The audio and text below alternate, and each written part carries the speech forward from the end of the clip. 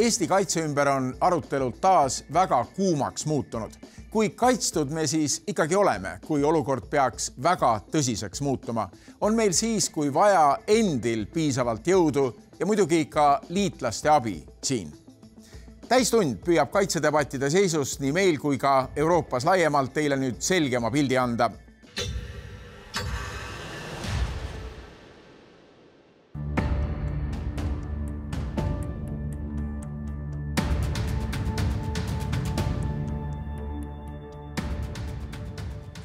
Ja nüüd siirdume Eesti-Vene piirile. No siin on kohe palja silmaga näha, kui jäätunud meie riikide vahelised suhted on. Eesti on väike, mis mõneti muudab meie kaitse planeerimisega keerukamaks. Näiteks demograafilist pilti vaadates ei saa täielikult välistada, et Eestis muutub kunagi möödapääsmatuks ka sõjaväekohustus naistele. Me oleme seda Kaitseväe juhatajaga arutanud, lähiaastatel me seda ei näe. Loomulikult me näeme, et sündide arv on vähenenud ja kui me soovime säilitada seda võimekust, mis meie reservarmeel on, kus meil on ka ajateenistuses siin 3600–3800 noort ühes aastas, siis me mõistame, et tegelikult see valikugrupp läheb mõnevõrra väiksemaks lähiaastatel. See, mis saab olema 10 aasta pärast, sõltub väga palju sellest, millise hoiaku ja millise ohtlikkuse tasemega on Venemaa.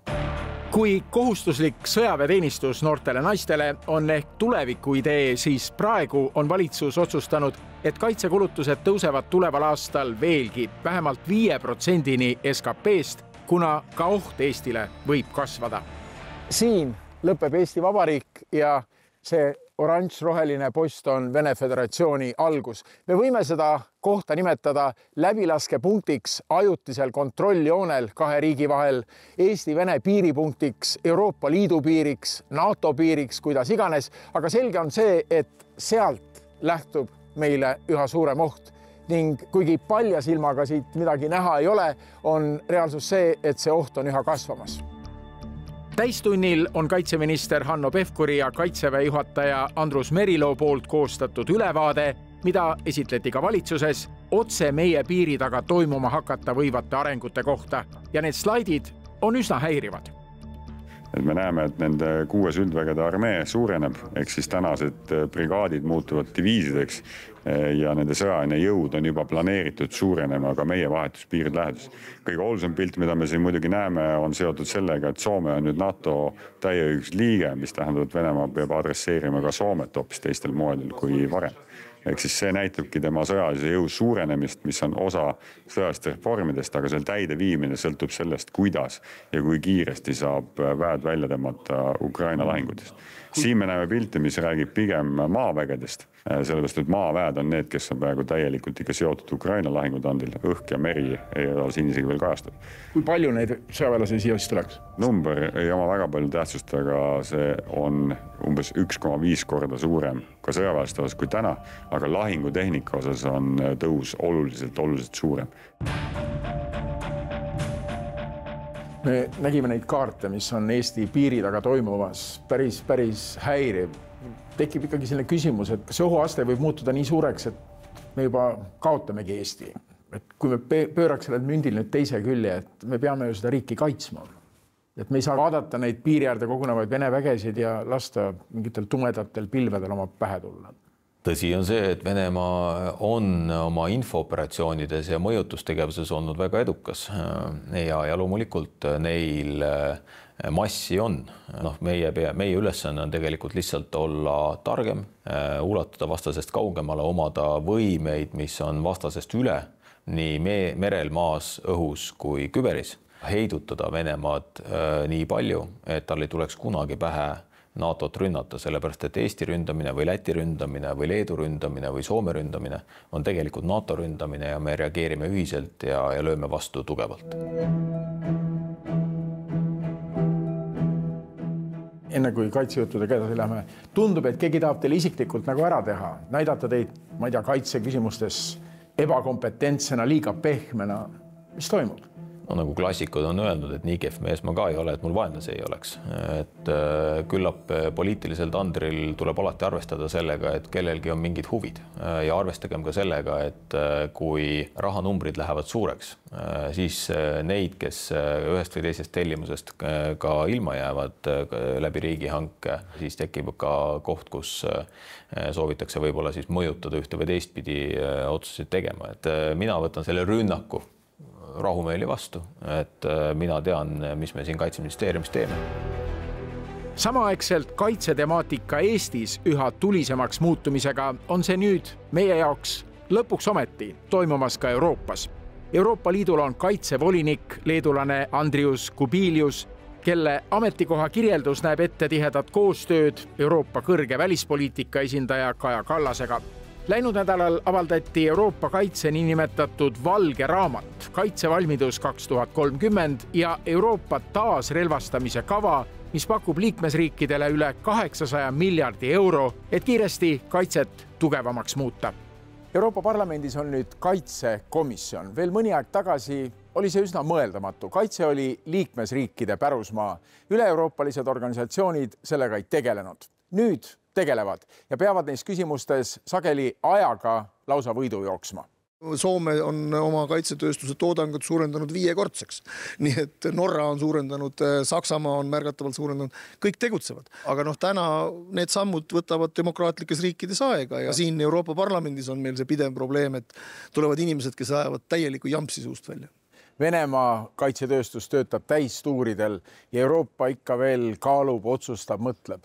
Minu arust kõige tähtsam on see, et Euroopa inimesed saaksid aru, et ka Austria kodanikud ja Ida-Saksa kodanikud ja Prantsuse kodanikud mõistaksid, et me ei ole sõjas, aga me ei ole ka rahu ajal, et sõda Euroopas, Euroopa liikmesriikides on kindlasti kallim igale eurooplasele, kui Ukrainas see sõda võita ja kui me ise midagi ei tee, siis see oht läheneb meile suure kiirusega.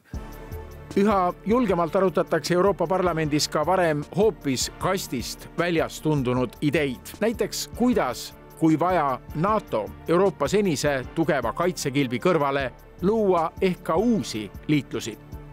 I think we as the Baltic countries should think about our defense first. And I think maybe it's time to also think about some very much closer alliance between our countries, Nordic countries and Central European countries who understand this issue. We can't wait all the time what other European countries are going to do. Not all the time persuade what, I don't know, people from France or Spain think about that. But do we need a new organization or something, a defense organization, cooperation? No, but I think we need to talk more about common procurements and make consortiums. I think it's a very good start to build a new basis on local military industry. Uusi julgeid ideid käiakse välja ka meil Eestis, rõhuasetusega mitte väljast tellitavatel relvadel, vaid meil kohapeal valmistatul. Selline näeb praegu välja Eesti ja Venemaa vaheline piir. Selle piiriala kaitse tugevdamisest on ju pikalt räägitud ja üks kõige viimane idee on rajada Eesti ja tegelikult kogu Balti riikide Venemaa ja Valgevene piirile droonimüür.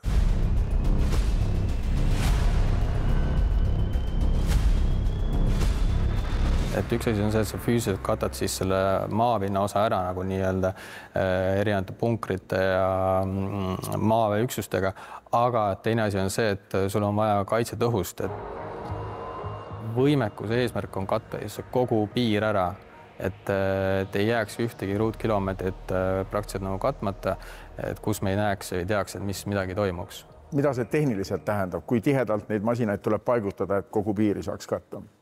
Ja ta võib-olla peabki olema iga 10 kilomeetri tagant see masin, aga see ei ole ka ainult üks masin, see koosneb erinevatest süsteemidest, mis on paigutatud idapiirile. Droonid on jah üks osa, et mingi potentsiaalse huvipaku objekti tuvastamiseks lendatakse välja ja teine asi on ka see, et interception droonid ehk siis droon läheb, võtab teise drooni füüsiliselt alla, aga see ei ole see, et me paneme nüüd X summa järgi droone lihtsalt piiri peale. Me räägime ikka terviklahendusest.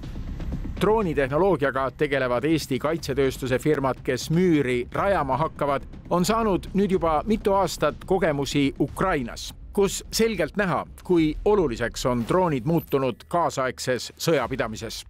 Kaitsevaldkonnas ja piirivalvuritel on väga palju erinevaid vajadusi. Sul on vaja vaatluseks, sul on vaja ebaseadusliku relvaveo takistuseks, smugeldamise tõrjeks, milleks iganes. Nii et me räägime nii püüdurdroonidest, mida me ise arendame ja tootmas oleme, kui ka siis seiredroonidest. Surveillance-pääri võimekus on 27 kilomeetri raadiuses näha ja tuvastada, mis toimub. Ja te olete siis tootnud nii tarkvara kui ka selle riistvara alguses peale? Jah. Et see on kõik Eesti toode? Jah, täpselt nii. Ja meil on küll tegelikult olemas tehas ka Ukrainas, tiim Ukrainas just sellepärast, et saada lahinguväljalt kiiret tagasisidet, kuidas lahinguväljal olukord muutub ja selle me oleme siis tagasi toonud kiiresti oma tootearendusse ja tulnud välja ka uute lahendustega. Ühelt poolt on kõigi nende uute Eesti ja Euroopa kaitseettevõtmiste taga mõistagi hirm Venemaa ees. Kuid elevantruumis on Donald Trumpi juhitud USA, kus on kõlanud ju arvamusi, et ehk oleks aeg Euroopa kaitsesse panustamine ümber vaadata. Me jätkame oma vaadet Eesti kaitsele Võru lähedalt Camp Reedost. Siin on Eestis olevad Ameerika sõjaväelased. Kuigi Washingtonist võib muidugi tulla otsuseid, mis mõjutavad nende siin viibimist tulevikus, praegu neid otsuseid langetatud ei ole. Nad on siin NATO raames Eestit valmis kaitsma. Me oleme missioonil, ütlevad nad.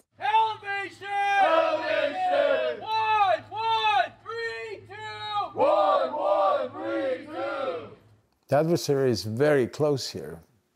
Yeah, it's unique for us. I think what it gives is a sense of realism because it's only 30 kilometers to the east. So for someone that trains there to then come here and say, this is the terrain that you might someday actually have to defend. Your take on that, how dangerous the situation now here is in Estonia, in this part of the world? Yeah, I don't think there's an immediate threat to Estonia tomorrow. But as a soldier, that's why armies exist, to prepare for that day that it might come. Oma mitmekümnendi pikkuse ajakirjaniku töö jooksul küsin esmakordselt Ameerika sõjaväelastelt nüüd küsimuse, mis varem tundus lausa kohatu. Nimelt, kui palju sõja korral võime ikkagi Ameerikale loota? There is lots of information floating around that we don't really know. Are you staying with us? Are you leaving? What's your take on that? My take is we're here today. I know we're coming back with some extra forces after a training exercise.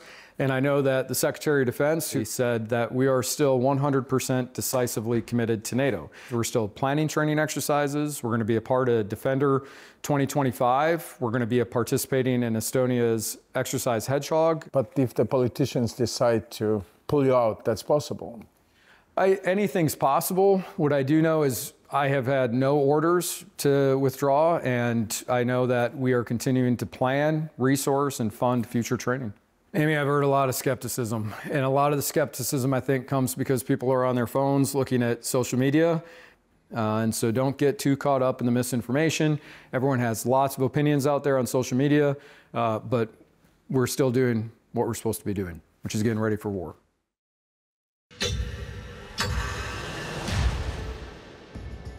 Koos Donald Trumpi teise tulekuga USA presidendiks on uueks märksõnaks maailmas saanud etteaimamatus.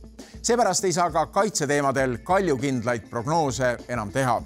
Selge paistab olevat küll see, et Euroopas on lõpuks hakatud mõistma, et olemegi uues ajastus. USA poolt teise maailmasõja järel antud kaljukindel lubadus Euroopat igal juhul kaitsta ei ole enam võib-olla nii kaljukindel, nagu veel mõned kuud tagasi tundus. Kuid veel kord, USA ei ole sellest lubadusest seni ka mingilgi kujul taganenud.